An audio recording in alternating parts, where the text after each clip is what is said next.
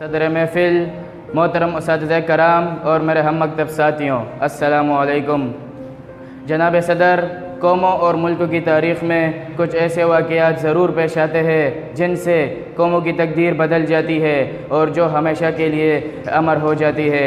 وطن عزیز کی تاریخ میں یوم آزادی، قرارداد پاکستان، یوم دفاع اور یوم تکبیر جیسے زندہ اور تابندہ ابواب موجود ہے۔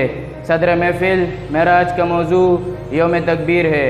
یہ وہ دن ہے جس دن پاکستان کا دفاع ناقابل تسخیر ہوا، جس دن پاکستان دنیا کے آنکھوں میں آنکھیں ملا کر یہ کہنے کے قابل ہو گیا کہ دیکھ فرعونوں کے لہجے میں ہم سے بات نہ کر، ہم تو پاگل ہیں، ہواؤں سے الجھ پڑتے ہیں۔ 1974 میں جب انڈیا ایٹمی طاقت بنا تو پاکستان کی سالمیت خطرے میں پڑ گئی۔ اس ازلی دشمن نے پاکستان کو للکارا کہ ہمارا اگلا ہدف تم ہو، لیکن وہ یہ بات نہیں جانتا تھا کہ دھرتی ماں کے جانباز سپوت اپنا دفاع کرنا جانتے ہیں۔ لہٰذا انڈیا کی اس للکار کے بعد پاکستان کو ایٹمی طاقت بنانا انتہائی ناگزیر ہو گیا، لیکن اس وقت کے وزیر اعظم ذوالفقار علی بھٹو نے بڑی عزم سے یہ بات کہی کہ ہم گھاس کھا لیں گے لیکن پاکستان کو ایٹمی قوت بنا کر ہی دم لیں گے۔ لہٰذا ڈاکٹر عبدالقدیر خان کو یہ ذمہ داری 1976 میں سونپی گئی۔ 4 سال کی قلیل مدت میں انہوں نے پاکستان کو ایٹم بم بنا کے دیا۔ 11 مئی 1998 اور 13 مئی 1998 کو انڈیا نے ایٹمی دھماکے کیے تو پاکستان پر یہ لازم ہو گیا کہ وہ اس کا جواب دے۔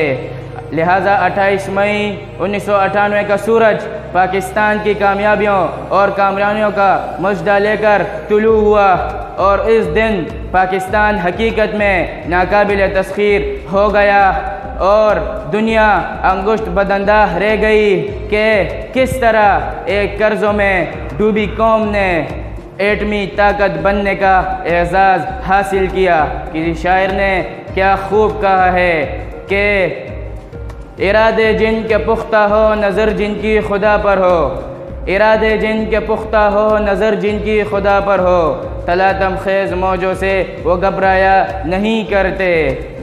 الحمدللہ 28 مئی 1998 کو بروز جمعرات 3:10 پر پاکستان نے بلوچستان کے چٹیل پہاڑوں میں ڈاکٹر عبدالقدیر خان اور ڈاکٹر سمر مبارک کی سربراہی میں اللہ اکبر کا نعرہ لگاتے ہوئے یک کے بعد 6 دیگر ایٹمی تجربات کر کے ثابت کر دیا کہ شہیدوں کی زمین ہے یہ جسے کہتے ہیں پاکستان، شہیدوں کی زمین ہے یہ جسے کہتے ہیں پاکستان، کہ بنجر ہو کے بھی بزدل کبھی پیدا نہیں کرتی۔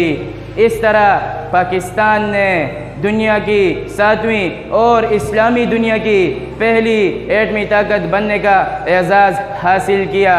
جناب صدر، آج پھر اسی طرح ایک اور عظیم لیڈر کی اشد ضرورت محسوس ہو رہی ہے جو آ کر کہہ دے کہ ہم گھاس کھا لیں گے لیکن ملکی سالمیت اور دفاع کو یقینی بنائیں گے، ہم بھوکے رہ جائیں گے لیکن اسلام پر آنچ نہیں آنے دیں گے، نبیوں کی سرزمین اور قبلہ اول کی حفاظت کریں گے۔ کاش آج پھر کوئی ایسا عظیم لیڈر آ جائے جو پاکستان کو ترقی کی منازل تک لے جا کر عظیم سے عظیم تر بنا دے۔